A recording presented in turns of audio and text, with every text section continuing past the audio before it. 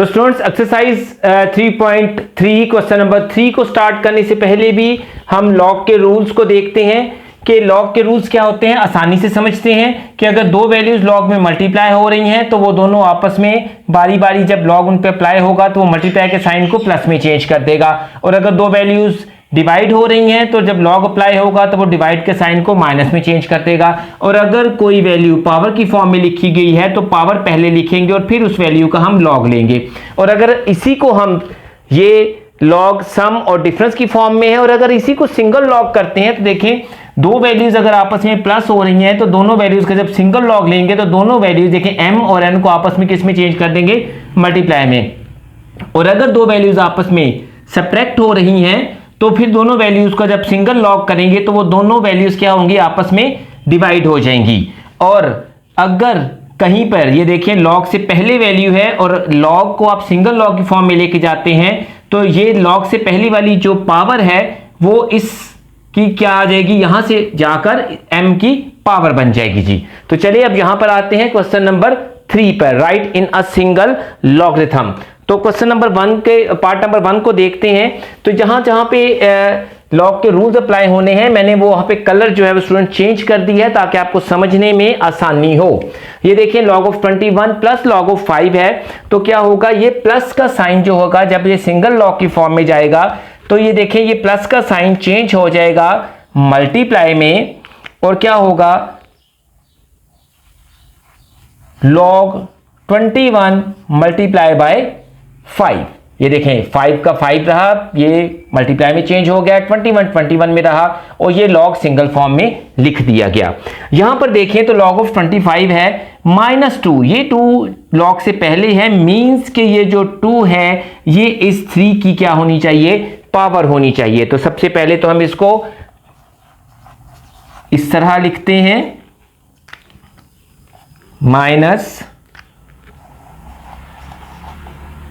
log 3 और ये 2 यहां से ये पावर की फॉर्म में आ गया। उसके बाद ये देखें जब हम सिंगल लॉग करेंगे तो ये दोनों आपस में क्या हो रहे हैं, माइनस हो रहे हैं, तो हम इस माइनस को चेंज करेंगे डिवाइड में और माइनस से पहली वाली वैल्यूज नीचे लिखेंगे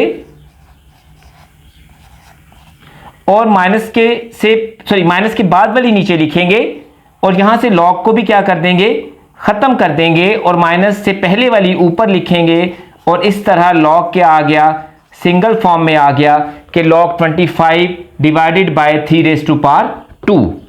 यहां पर देखें तो यहां पे 2 log से पहले पावर है और यहां पर log से पहले 3 है जो कि पावर है। हम ये 2 इस x को देंगे और ये वाला 3 इस y को पहले देंगे ताकि ये पावर्स जो हैं